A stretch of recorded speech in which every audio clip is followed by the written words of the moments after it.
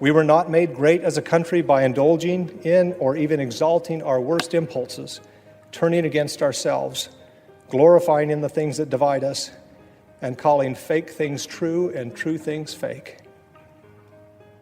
And we did not become the beacon of freedom in the darkest corners of the world by flouting our institutions and failing to understand just how hard-won and vulnerable they are.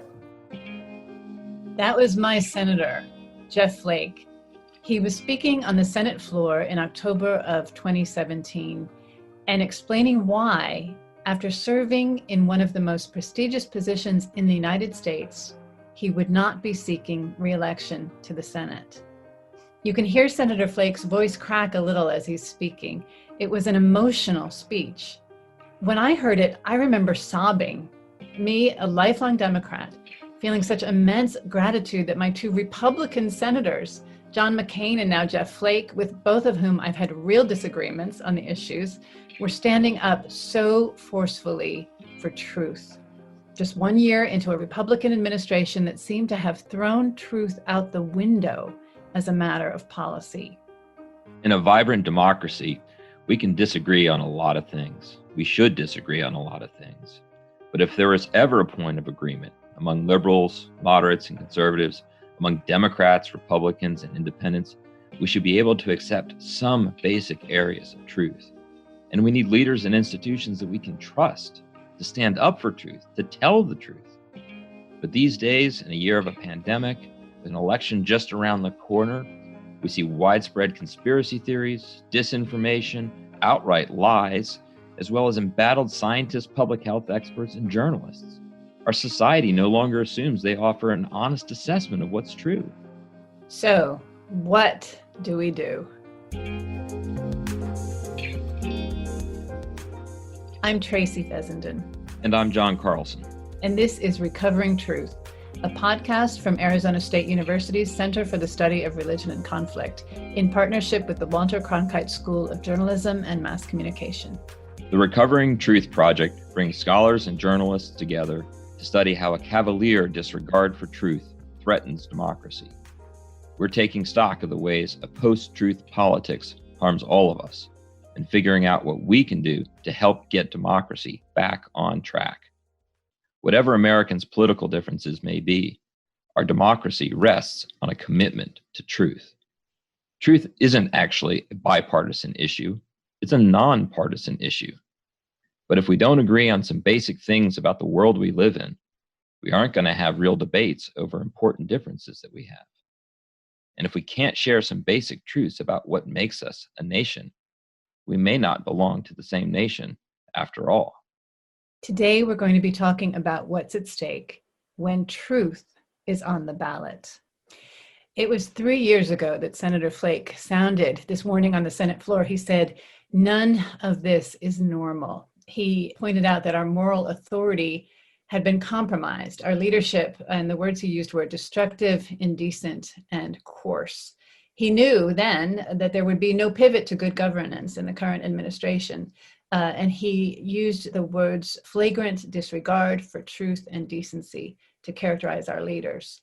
So that was 3 years ago, and we are recording this today, just a week before the 2020 election. Where are we now? Are we doing any better? Well, clearly not. What has happened just this year is that, of course, hundreds of thousands of our fellow citizens have been killed by a virus that the president and his enablers lied to us about. I was reading earlier this year a history of the 1918 flu pandemic, and the author said that the most important lesson to be learned from that episode was to tell the truth. And the truth was withheld from folks in 1918 because the world was at war. Why was the truth of the coronavirus withheld from us in 2020? Were there any good reasons for not telling the truth? What about the economic costs of locking down the country? Right, economic costs, panic. We can discuss different approaches to addressing COVID, regional differences, but we have to get the facts straight first. Right. So if you look at the national and state failures to enforce public health guidance, here in Arizona alone, that's contributed to 230,000 COVID cases, more than that, and more than 5,800 deaths from COVID. I mean, these are our neighbors, our family members, our friends and coworkers. We could have all out here in Arizona and across the country fared much better if the government had leveled with us about the seriousness of COVID, if we had reopened the economy more responsibly, done more testing or contact tracing, basically, if we had followed public health guidelines. And most of us, with good reason, I think, continue to trust Dr. Fauci to present those public health guidelines. But look at how he has been discredited and blamed by the president. The president has called Fauci and other scientists idiots. Dr. Fauci has been an advisor in 6 administrations, and this is the first in which he has required a security detail. I find that chilling, that telling the truth is dangerous, sufficiently so that Dr. Fauci needs bodyguards. Yeah, and I think what's particularly pernicious here is the way in which the president has tried to say that Dr. Fauci changed his mind or was wrong about, say, face masks. First, he said they weren't required. Well, in those initial days when we didn't have statistical or scientific evidence that the same kind that we do now, there was also a major shortage of masks. It's not that Dr. Fauci changed his mind about masks. It's that we gathered more information and the situation changed. That's discrediting him, but also putting lots and lots of people's lives on the line because their lives could be saved by wearing masks. You know, and that's a wonderful example of how an issue of science has been converted in the public discourse to an issue about opinions or about taking a position, taking a view. We see that as well with climate change. In her confirmation hearings, now Justice Amy Coney Barrett described the science of climate change as controversial. And I might say that what we do about the science of climate change, how we respond to it, can generate controversy, or that we can come to agreements and disagreements about that. But the science itself is not controversial. What do you say to that, John? I think that's right. And I mean, if you think about the famous quote from Aldous Huxley when he says, facts do not cease to exist because they are ignored. Same thing. They don't cease to exist because you simply say that a fact is now an opinion or that it's controversial and you don't want to weigh in on it or comment about it. This is something that we have to be able to level with and acknowledge without simply politicizing everything, because if you politicize it, then that allows for partisan entities on either side to absorb it and everyone else to dismiss it because they want to be balanced between the two parties or the two positions. John, we are both well aware that Arizona has just experienced its hottest summer on record. Our neighborhoods are full of dead trees. We did some planting in fall of last year. All of those new plants are dead and burned, and we looked into getting more, and we were told that our part of Arizona had actually changed climate zones, planting zones. Crops that could grow here for hundreds of years can't grow here anymore because of the change in climate. The deadly forest fires in California raging again today. All of this foretells a future that is unsustainable. We had the most 100-degree days this year, and about half of 2020 has climbed into the triple digits. We've had twice as many days above 115 as recorded in any single year. You might have a different feeling about all that than I do, but we can't wish it away. We can't deny that those facts are real. And then agreeing on the facts, come to agreements, difficult agreements about what to do, how to proceed. But what's happened at the federal level? Well, first of all, I had someone come out to my home and tell me that several of my trees needed to be taken out because they literally cooked from the inside. They were so hot because of all those 115-degree days that they are cooking on the inside. And it's actually changed the soil underneath the ground so that it makes it much more difficult for that ecosystem that exists under the ground for plants to grow. So, of course, at the federal level, we can see how our government is not trying to address this. So they have actually erased references to climate change science in federal documents across the institutions there.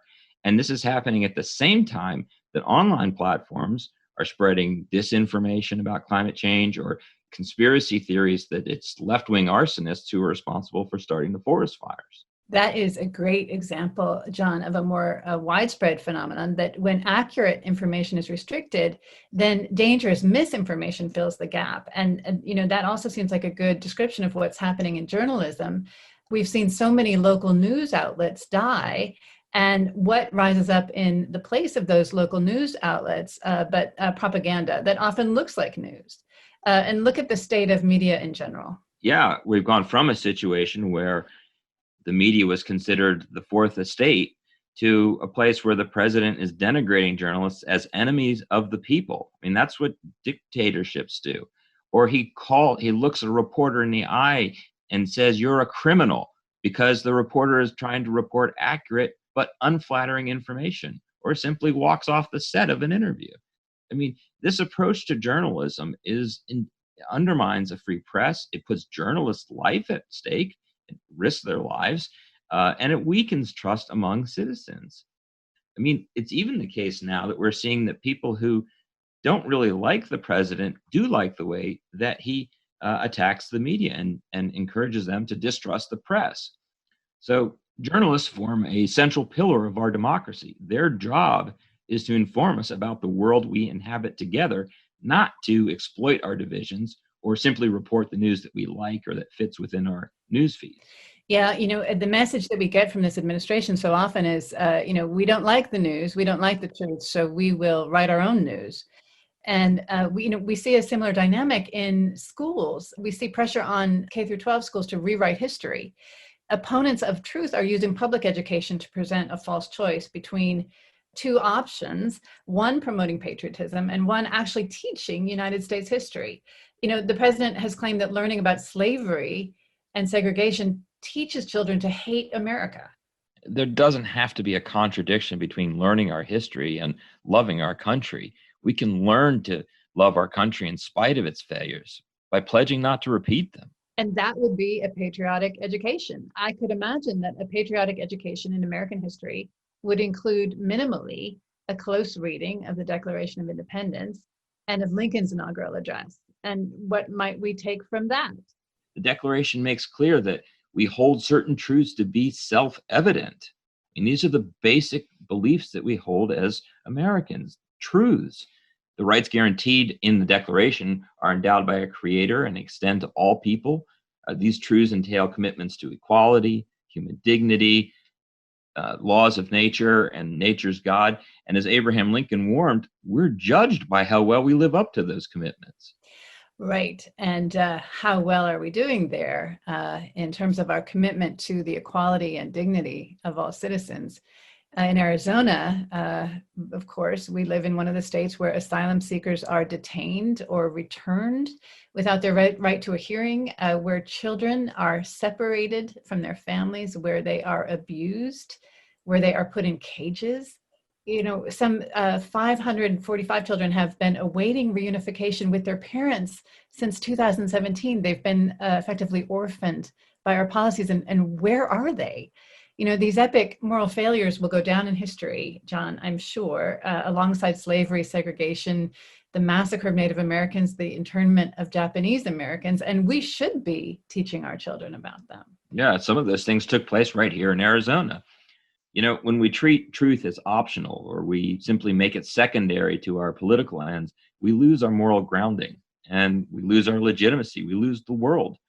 Our shared reality begins to shrink. We're left in these ever smaller and shrinking little bubbles with people who might share our views, but we're increasingly divided, as Senator Flake said, against people who hold maybe different views or we see as belonging to different tribes. This is really problematic. Yeah, we can only have robust debate and constructive disagreement if we know what it is we differ on, if we accept a reality about which we have different views. And instead, we seek out those who think like us, who believe what we believe, no matter how untethered our beliefs from reality. As of today, there are at least a dozen congressional candidates on the ballot who openly espouse QAnon, the conspiracy theory about lizard people. Now, 2-1, these QAnon supporters, adherents, are running as Republicans who support Donald Trump, and he has refused to say a negative thing about them. But, the assault on truth is bigger than the guiltier party. Trump used to be a Democrat. I doubt he used to be honest. Yeah, I mean, we can handle the truth. We can disagree on politics and we can disagree about different sides of an issues, but we can do those things without undercutting our institutions, without trouncing on well-established truths of science and history, without denigrating journalists, public health experts, scientists, and we can do it without violating the founding principles that make America worthy of greatness.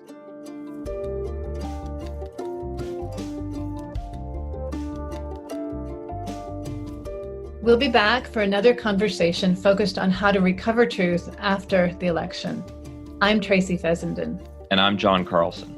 Recovering Truth is a project of Arizona State University's Center for the Study of Religion and Conflict, in partnership with the Walter Cronkite School of Journalism and Mass Communication, supported by a generous grant from the Henry Luce Foundation. The views expressed by the speakers are their own. Our producer is Sarah Ventre. Our production team includes Matt Correa, Sarah Ricardi-Swartz, and Sarah Lords. Our music is by Ketsa. Thank you for joining us in the project of Recovering Truth.